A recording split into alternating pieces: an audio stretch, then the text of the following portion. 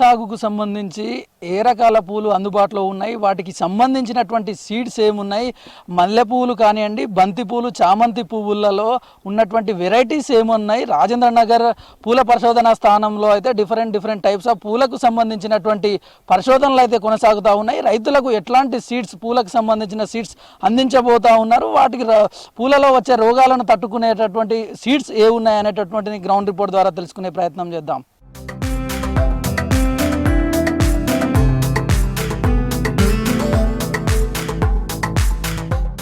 పూలకు సంబంధించినటువంటి పరిశోధనలు కొనసాగుతూ ఉన్నాయి. ఈ పూల రంగంలో రైతులు నష్టపోతూ ఉన్నారు చాలామంది. వాటికి సంబంధించి చాలా రకాలైనటువంటి డౌట్స్ కూడా ఉన్నాయి. దానికి సంబంధించి నివృత్తి చేయడానికి మనతో పాటు రాజేంద్ర నగర్కు సంబంధించినటువంటి పూల పరిశోధనా స్థానం నుంచి ప్రధాన శాస్త్రవేత్త డాక్టర్ జ్యోతి గారు ఉన్నారు. ఒకసారి ఆమెతో మాట్లాడే ప్రయత్నం చేద్దాం. మేడం చెప్పండి, ప్రధానంగా పూల సాగుకు సంబంధించి ఎట్లాంటి వంగడాలను లేదంటే ఎట్లాంటి క్రాసింగ్స్ చేస్తూ ఉన్నారు? ముఖ్యంగా మన తెలంగాణ రాష్ట్రంలో దాదాపు 8,000 ఎకరాలు పూల సాగు విస్తీర్ణలో ఉంది. అందులో ప్రధానంగా బంతి, చామంతి, మల్లె, గులాబీ ఇవి వాణిజ్యపరంగా ఎంతో డిమాండ్ ఉన్నాయి. అయితే పూలకు ఎక్కువగా మనకి పండుగల సీజన్, పెళ్లిళ్ళ సీజన్ లో డిమాండ్ ఉంటుంది కాబట్టి పూల పరిశోధన స్థానం రాజేంద్ర నగర్ లో మన భారతదేశం నలుమూలల నుంచి రకరకాల వెరైటీలను మేము కలెక్ట్ చేసి ఇక్కడ జంప్లాజం రూపంలో వాటిని నిల్వ ఉంచి వాటిపైన పరిశోధనలు చేశాము. అయితే ఇప్పటి వరకు కూడా ఆ బంతిలో అయితే BM4 బిధాన్ మ్యారీగోల్డ్ అనేది చాలా ఎక్కువగా దిగుబడులు ఇస్తున్నాయి. దాదాపు ఒక ఎకరా నుంచి దాదాపు 2-3 లక్షలు రావడం కూడా వాళ్ళు హర్షం వ్యక్తం చేశారు. మా రీసెర్చ్ స్టేషన్ తరఫున నుంచి తీసుకుపోయిన విత్తనాన్ని సాగు చేసి అధిక రాబడిని పొందినామని మాతో వ్యక్తం చేసినారు. అదేవిధంగా చామంతిలో అయితే మనకి 4 రకాలు ఉంటాయండి. ఒకటేమో కట్ ఫ్లవర్, అంటే మనం బొకేలలో వాడుకోవచ్చు. ఇంకొకటేమో లూజ్ ఫ్లవర్, అంటే విడిపూలని, అవి మనము పెళ్లిళ్ళ సీజన్లో మాలలుగా అట్లా కుట్టడానికి ఉపయోగపడతాయి. అంతేకాకుండా చిట్టి చేమంతి, అంటే పాట్ మమ్స్, సిటీ పరిసరాలు, గ్రామీణ ప్రాంతాల్లో కాకుండా పట్టణ ప్రాంతాల్లో బాల్కనీలుగా షోగా ఉండడానికి కుండీలకి అనువైన రకాలు ఉన్నాయి.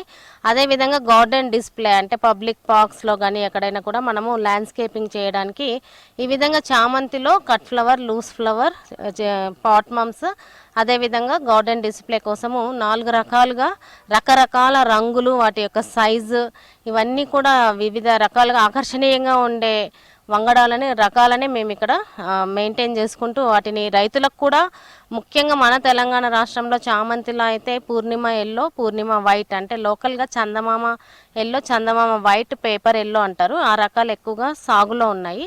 అయితే కట్ ఫ్లవర్లో అయితే స్టార్ వైట్, ఆర్టిక్ క్వీన్ అనేవి రకాలు చాలా డిమాండ్ ఉన్నాయి. ఆర్టిక్ క్వీన్కి అయితే ఎగుమతి విలువలు కూడా ఉన్నాయి. సో ఈ విధంగా మనకు అంటే చామంతిలో అయితే గనక పేపర్ ఎల్లో, పేపర్ వైట్ ఎక్కువ దిగుబడులను ఇస్తున్నాయి. రైతులు సాగు చేసేటప్పుడు సీజన్ టైంలోనే ఎక్కువ వస్తుంటాయి, మిగతా టైంలో నష్టపోతూ ఉంటారు. వాటికి సంబంధించి సీడ్స్లో ఏమన్నా చేంజెస్, క్రాసింగ్ చేసి మెరుగైనటువంటి సీడ్స్ అందించే ప్రయత్నం చేస్తూ ఉన్నారా? పూలు అనేది వాతావరణం మీద ఆధారపడి ఉంటుంది. వాటి నాణ్యత కూడా కోత అనంతరం వెంటనే అవి మార్కెట్కి వెళ్ళకపోతే వాటి యొక్క నిల్వ ఉంచే అంటే నిల్వలో సరిగ్గా ఉండక కుళ్ళిపోవడం అనేది జరుగుతుంది. అయితే మా దగ్గర వాటిపైన కూడా పరిశోధన చేయడం జరుగుతుంది. అంటే పూల కోత అనంతరము, పూల కోత ముందు మనం ఎటువంటి ప్యాకింగ్ మెటీరియల్ వాడాలి, వాటిని శీతల గిడ్డంలో ఎంత ఉష్ణోగ్రత దగ్గర నిల్వ ఉంచితే అవి ఎక్కువగా బాగా ఉంటాయి అనేది జరుగుతుంది. అయితే ఇక్కడ క్రాసింగ్ అనేవి మనకి హైబ్రిడ్ రకాలన్నీ కూడా మా దగ్గర IIHR బెంగళూరు, IIRI పూసా అక్కడి నుంచి మేము కలెక్ట్ చేసి వంగడాలని, తర్వాత లోకల్ రకాలని అన్నిటిని కూడా వాటిపైన పరిశోధన జరిపి వాటిలో మంచి విత్తనము, అంటే బంతిలో అయితే విత్తనము, నారు, అదేవిధంగా చామంతిలో అయితే శాఖీయ భాగ కొమ్మల్ని ప్రోట్రేలో అభివృద్ధి చేసి రైతులకి సంవత్సరం పొడుగుతా కూడా మేము అందుబాటులో ఉంచేలాగా చేస్తున్నాము. సాధారణంగా ఈ పూల సాగుకు సంబంధించి ఎప్పుడు చూసినా రైతులు ఎక్కువగా నష్టపోతూ ఉంటారు. మార్కెటింగ్ అనేటటువంటిది ఒక్కోసారి సరిగా ఉండదు. ఆ మార్కెటింగ్కి సంబంధించి కూడా ఎట్లాంటి చర్యలు తీసుకోబోతా ఉన్నారు, ఎట్లాంటి అవగాహన కల్పిస్తూ ఉన్నారు? ముఖ్యంగా రైతులకి మేము ఇచ్చే సలహా ఏంటంటే, ఇప్పుడు ఉదాహరణకి బంతి నారు తీసుకుంటారు. 1-2 ఎకరాలు ఒకేసారి బంతి నారు మొత్తము ఒకే టైంలో నాటకుండా 15 రోజులకు ఒకసారి విడివిడిగా, నెలకు ఒకసారి అట్లా, అంటే కొంచెము గ్యాప్ ఇచ్చి నాటుకోవడం ద్వారా ఒక సీజన్లో మీరు అన్నట్టు ఎక్కువ పెళ్ళిళ్ళు, పండుగలు, శుభకార్యాల సీజన్లోనే ఎక్కువ డిమాండ్ ఉంటుంది కాబట్టి ఆ సీజన్లో మనకి ఎక్కువ రేట్ ఉంటుంది, దాదాపు 200-300 వరకు. మిగతా టైంలో 10 రూపాయలు, 20 రూపాయలు కూడా నష్టపోతున్నారనే బాధపడుతుంటారు. కాబట్టి కొంచెం ఒక నెల 15 రోజులు గ్యాప్ ఇచ్చి సాగు చేసుకున్నట్లయితే ఒక సీజన్లో తక్కువ రేట్ వచ్చినా, ఇంకో సీజన్లో ఎక్కువ రేట్ వచ్చినా ఆ నష్టం అనేది భర్తీ ఉంటుంది. సంవత్సరం పొడుగుతా కూడా రైతులకి పువ్వులు మార్కెట్లో వాళ్ళు అందుబాటులో ఉంచి రాబడులన్నీ సంపాదించుకునే అవకాశం ఉంటుంది. హైదరాబాద్ని ఒక పూల సాగు కేంద్రంగా ఎన్నుకోవడం జరిగి ఇక్కడ నుంచే మనకి మార్కెటింగ్ కానీ అవన్నీ కూడా హైదరాబాద్ చుట్టుపక్కల పరిసర ప్రాంతాల్లోనే ఉన్నాయి. ఇదే అంశానికి సంబంధించి మనతో పాటు మాట్లాడడానికి మరో సైంటిస్ట్ డాక్టర్ ప్రణీత్, ఒకసారి ఆయనతో మాట్లాడే ప్రయత్నం చేద్దాం. సాధారణంగా ఈ పూలకు సంబంధించినటువంటి సీడ్స్ని రైతులకు మీరు ఏ విధంగా అందుబాటులోకి తీసుకొస్తారు? మా దగ్గర కల్టివేట్ చేస్తున్న బంతిని ఎక్కువగా మేము సీడ్ రూపంలో, విత్తన రూపంలో రైతులకు ఇస్తుంటాము. మా యూనివర్సిటీ విత్తన మేళ, సీడ్ మేళ కండక్ట్ చేస్తుంటారు మే నెలలో. అప్పుడు మేము వాళ్ళకి విత్తనం ఇచ్చి ఏ రకంగా సాగు చేయాలి, జూన్ నుంచి నవంబర్ వరకు మనకు పండుగ సమయాలు ఎక్కువగా ఉంటాయి. శ్రావణ మాసం తర్వాత వినాయక చవితి తర్వాత దసరా తర్వాత దీపావళి, తర్వాత కార్తీక మాసము, ఇట్లా వాళ్ళకి ప్రతి మంత్ వైజ్ ఒక్కొక్క పండుగ ఉండడం వల్ల వాళ్ళకున్న ఏరియాని సమభాగాలుగా చేసుకొని, ఆ సమభాగాలుగా చేసుకున్న తర్వాత ఆ పండుగలకు ఏ రకంగా పంట రావాలి అనే దాని మీద కూడా మేము వాళ్ళకు అవగాహన ఇచ్చి సీడ్ అమ్ముతుంటాం. కల్టివేషన్ స్టార్ట్ చేసిన నుంచి ఎన్ని రోజుల లోపల రైతు చేతికి వస్తుంది పంట? ముఖ్యంగా ఇది విత్తనం సేకరించిన తర్వాత అతను నారుమడిని తయారు చేసుకోవాలి. నారుమడిని తయారు చేసుకున్న తర్వాత 25 నుంచి 30 రోజుల తర్వాత ఆ వచ్చిన నారుని ప్రధాన పొలంలో నాటుకోవాలి.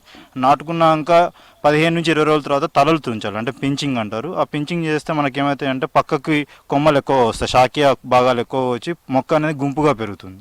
ఆ తర్వాత మనకు బంతిలో అయితే 45 రోజుల నుంచి 50 రోజుల మధ్యలో మనకు పువ్వు అనేది స్టార్ట్ అవుతుంది. ఆ తర్వాత 90 నుంచి 120 రోజుల వరకు కూడా మనకు పంట వస్తుంది. ఎకరాలో ఎంత దిగుబడి వచ్చే అవకాశం ఉంది? బంతి పూలు కానివ్వండి, చామంతికి సంబంధించి కానీ. బంతిలో మనకు 8 నుంచి 10 టన్నుల వరకు మనకు దిగుబడి వచ్చే అవకాశం ఉంటుంది. మనకు మార్కెట్ ధర చూసుకున్నట్లయితే మనకు సాధారణ సమయాలలో 20 నుంచి 50 రూపాయల వరకు పలుకుతుంది. అదే పండుగ సమయాల్లో అయితే 200, 300, 500 రూపాయల వరకు కూడా మనకు ధర పలుకుతుంది.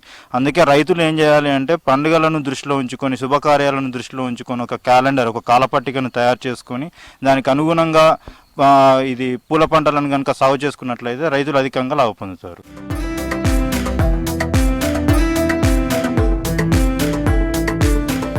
ఎండు పూల ఉత్పత్తుల మీదే మేము ఒకటి ప్లాన్ చేస్తున్నాము వచ్చే ఫిబ్రవరిలో.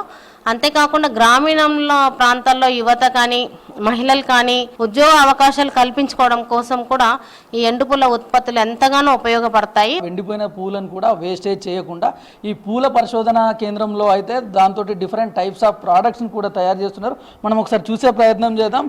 ఇక్కడ ఇంట్లో పెట్టుకునే షోకేజ్కి ఏదైతే మనం పూల బొకేలు పెట్టుకుంటామో దానికి సంబంధించి ఇక్కడ ఏర్పాటు చేసింది కూడా కంప్లీట్గా ఇది రాగి ఆకులతోటి తయారు చేశారు. ఇది రాగి ఆకులు ఎండిపోయిన తర్వాత వాటికి డిఫరెంట్ టైప్స్ ఆఫ్ కలర్స్ అద్దేసి, న్యాచురల్ కలర్స్ ఇక్కడ అద్దినటువంటివి కూడా.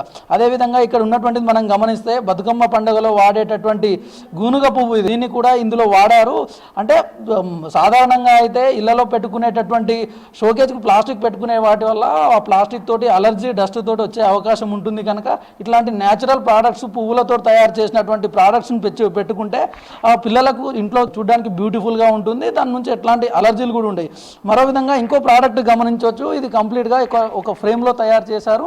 ఈ పువ్వులకి యొక్క వేస్టేజ్ ఏవైతే ఉంటుందో రెమ్మలు, పువ్వులకు సంబంధించినటువంటి రెమ్మలు కానివ్వండి, ఇక్కడ వరికి సంబంధించినటువంటి కొమ్మల రెమ్మలతోటి కూడా ఇంట్లో అట్రాక్టివ్గా ఉండే విధంగా అయితే తయారు చేయడం జరిగింది.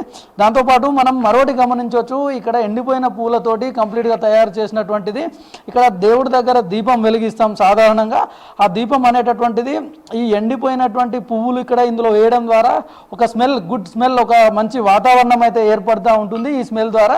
అదేవిధంగా ఇక్కడ మరిన్ని ప్రోడక్ట్స్ గురించి తెలుసుకునే ప్రయత్నం చేద్దాం.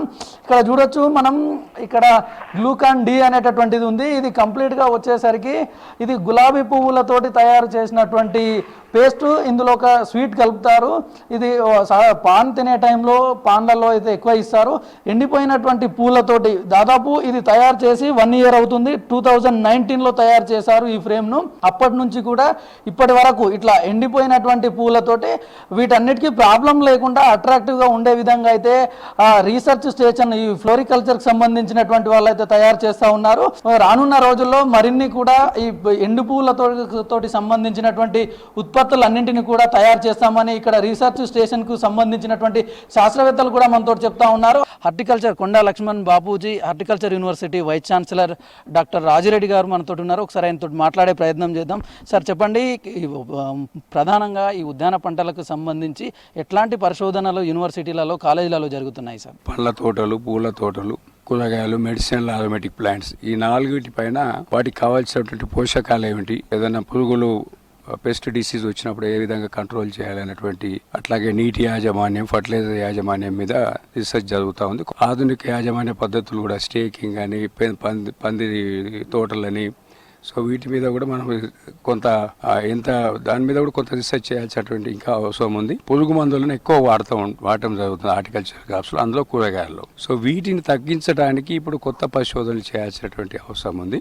అందులో ఏమిటంటే ఓన్లీ ఒక పెస్టిసైడ్, ఫంజిసైడే కాకుండా అన్ని వివిధ యాజమాన్య పద్ధతుల్లో integrated pest management, integrated disease management, అంటే దాంట్లో ఏ రకం వేసుకోవాలి, ఎంత ఎరువు వేసుకోవాలి, ఏ ఎరువు వేసుకోవాలి అనేవి అన్ని కంబైన్డ్గా మనం చేసినట్టు అయితే ఈ యొక్క ఏదైతే పెస్టిసైడ్ అవసరం ఉంటుందో అది తగ్గుతుంది, డిసీజ్ రెసిస్టెన్స్ కూడా మన మొక్కల్లో పెరుగుతుంది. ఈ మధ్య కాలం లోపల సిటీలో కానివ్వండి, తెలంగాణ గ్రామీణ ప్రాంతాలలో కూడా సుగంధ ద్రవ్యాల సాగు అనేటటువంటిది గణనీయంగా తగ్గిపోయింది. వాటికి డెవలప్మెంట్, వాటికి సాగుకు సంబంధించి ఎట్లాంటి చర్యలు తీసుకోబోతున్నారు? మన దగ్గర మంచి పరిశోధన ఇప్పటివరకు జరిగినది. సో దాన్ని ఇప్పుడు చాలా స్ట్రెంథన్ చేస్తూ ఉన్నాం మన క్యాంపస్లో ఇక్కడికి తీసుకొచ్చి. ఇప్పుడు వివిధ ప్లేసెస్లో రీసెర్చ్ స్టేషన్స్ ఉండేది, రీసెర్చ్ స్కీమ్స్.